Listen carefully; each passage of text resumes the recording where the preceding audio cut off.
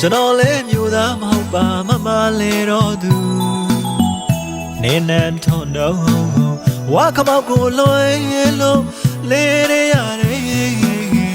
ကျွန်တော်ဘဝကြည့်မြင်လာရတမှုမျိုးကိုရောက်မေးမယ်မျိုးသားမဟုတ်ပါမမလဲတော့သူ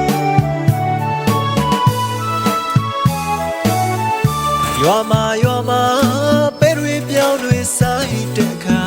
ဘလွေတန်းစားစားပေးရင်နွားကြောင်ရင်တေးကိုကျူမမေ့နိုင်မလားမမလဲတော့သူ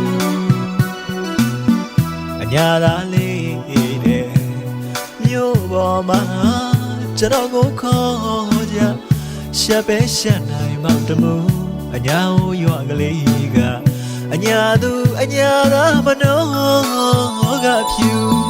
ဘသူတွေပဲလို့ပြောတော့အညာတော့ကိုတော့မမေ့နိုင်တဘူးပြန်လာပါမယ်မမလဲတော့သူ